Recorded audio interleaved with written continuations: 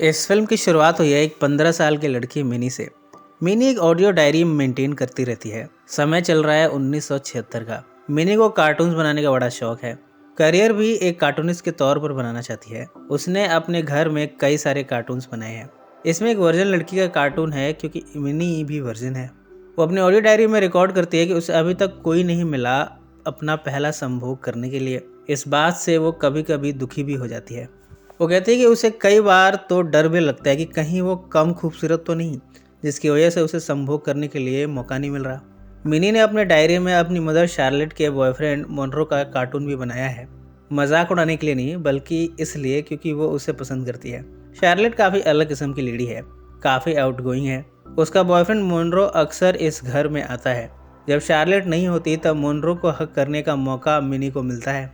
Monro के हाथ mini के स्तन पर टच कर जाते हैं। इस एक्सपीरियंस को मिनी अपने ऑडियो डायरी में रिकॉर्ड कर रही है। उसे डर है कहीं मोनरो को उसका स्तन छोटा ना लगे। वो क्या उसे पसंद करता भी है। बाद में हमें मिनी मोनरो के साथ कार्ड खेलते हुए दिखती है। खेल खेल में उसकी उंगलियां काटती है। इसके बाद मिनी मोनरो के करीब जाती है। वो उसे कहती है, मैं चाहती हूँ कि तुम मेरे साथ संभोग करो। मोनरो को यह सुनकर हैरानी हुई है, पर वो नाराज भी नहीं हुआ। मोनरो की कार में जाकर दोनों आपस में चुंबन क्रिया करते हैं। इन सब से मिनी बड़ी एक्साइटेड है। इन सभी एक्सपीरियंसेस को मिनी अपनी ऑडियो डायरी में रिकॉर्ड कर रही है। अगली सुबह मोनरो मिनी को पिक करने आता है। दोनों मोनरो के अपार्टमेंट जाते हैं। मिनी और मोनरो आपस में यहाँ संभोग करते हैं। मिनी या मोनरो को बताती है कि अभी तक वो वर्जिन थी। वो मोनरो से इस मोमेंट की फ़ोटो खिंचवाती है। इसके बाद मिनी और मोनरो कई बार संभोग करते हैं। इस बारे में दोनों ने शार्लेट से सब कुछ छिपा के रखा है। मिनी जब मोनरो को शार्लेट के साथ चुंबन क्रिया करते देखती है तब उसे ईर्ष्या होती है। अपने इन अनुभवों के बारे में वो डायरी में तो रिकॉर्ड करती ही है, पर आजकल उसने अपनी फ्रेंड किमी को भी सब कुछ बताना शुरू कर दिया है। किमी बड़े मज़े से मिनी के इन एक्सपीरियंसेस को सुनती है। इसके बाद मिनी इसे अपनी डायरी में रिकॉर्ड करती है। इसके बाद मिनी एक लाइब्रेरी में गई है। यहाँ जब एक लड़के को देखती है तो उसकी नज़र उसके लिंग पर जाती है। वो उसे कार्टून के रूप में इमेजिन करती है। यहाँ वो फेमस कार्टूनिस्ट एलन को देखती है। मिनी ने अब तक कॉमिक बना ही लिया है। इसमें उसने कई सारे अट्रैक्टिव कार्टून्स बनाए हैं। इसमें लिंग का कार्टून है, योनी का कार्टून है। औरतों से लेकर मर्दों के अंगों को बड़े अच्छे से उसने चित्रित किया है।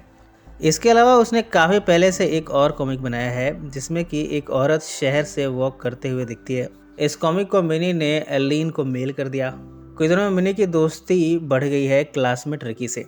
रिकी और मिनी आपस में 2 बार संभोग करते हैं। जब मिनी मोनरो के साथ हमबिस्तर हो रही है तब मोनरो क्लाइमेक्स के समय रुक जाता है। मिनी को लगा कि शायद वो मोटी है, इसलिए मोनरो बीच में ही रुक गया। वो इस बात पर मोनरो से नाराज़ होती है। मोनरो कहता है कि वो मिनी के प्रेगनेंसी रोकने के लिए ऐसा करता है, पर मिनी को अपने आप पर डाउट है। अगली बार जब वो रिकी के साथ जिस्मानी संबंध बनाती है तब रिकी को नोटिस करती है। रिकी क्लाइमेक्स के समय बिल्कुल भी नहीं रुका। इससे मिनी ने फिगर आउट कर लिया है कि मोनरो मिनी को कम और उसकी माँ शार्लेट को ज़्यादा पसंद करता है। कई बार वो मोनरो को शार्लेट के साथ संभोग करते हुए देख लेती है, पर कोई रिएक्शन नहीं देती। जब उसे मोनरो नहीं मिलता तब वो रिकी के साथ संभोग कर लेती है। एक बार मोनरो मिनी को अपनी बोट पर ले जाता है। दोनों यहाँ धुआंधार संभोग करते हैं। मिनी के कार्टून्स को मोनरो देखता है। वो कहता है कि ये काफ़ी खूबसूरत हैं। संभोग के बाद मोनरो मिनी से एकदम से अलग हो जाता है। ये बात मिनी को पसंद नहीं आती। वो यहाँ नाराज़ होती है। मोनरो इसे मनाने की कोशिश करता है। मिनी के अंदर की वासना दिन पर दिन बढ़ती जा रही है।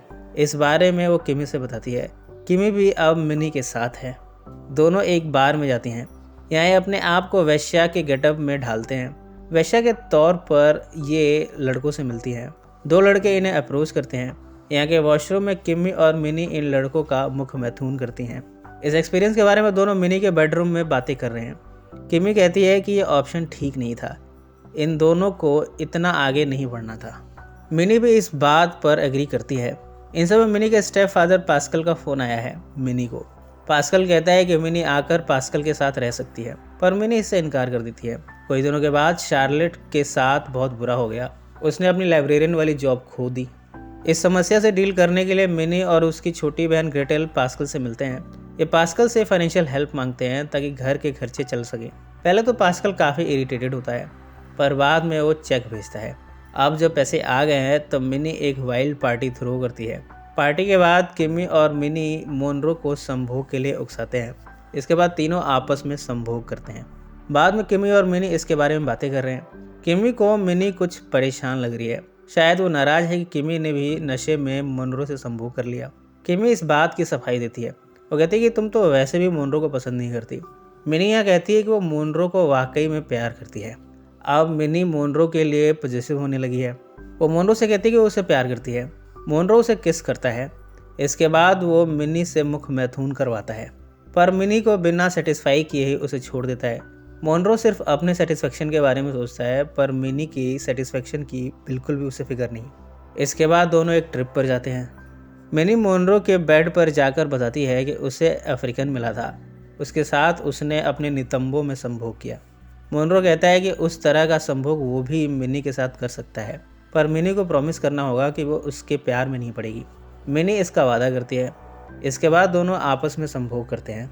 दोनों साथ में ड्रग्स के साथ साथ एसिड भी लेते हैं। इस संभोग के दौरान मिनी अपने आप को हवा में कार्टून के तौर पर उड़ते हुए देखती है।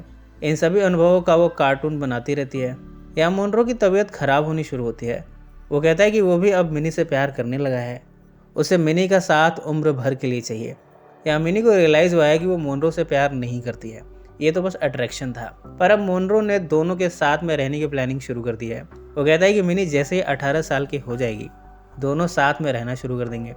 वो इस बारे में सबसे बताने को भी तैयार है, पर मिनी यहाँ उसे छोड़कर चली जाती है। इधर शार्लेट के हाथ मिनी की ऑडियो डायरी लग गई है। अब उसे मोनरो और मिनी के बारे में सब कुछ पता चल चुका है। वो काफ़ी शॉक्ड होती है ये सब जानकर। पहले तो वो मिनी को कन्फ्रंट करती है। मिनी कहती है कि उससे ये सब हो गया, उसे होश ही नहीं था कि ये सब कब हुआ। शार्लेट मोनरो और मिनी को एक साथ बुलाकर कहती है कि अब इन दोनों को शादी करनी होगी, यही हल है इस समस्या का। मोनरो तो इस शादी के लिए तैयार है, पर मिनी अपसेट होकर यहाँ से चली जाती है। मिनी एक लेस्बियन तबेता से मिलती है। तबेता और मिनी आपस में संभोग करते हैं।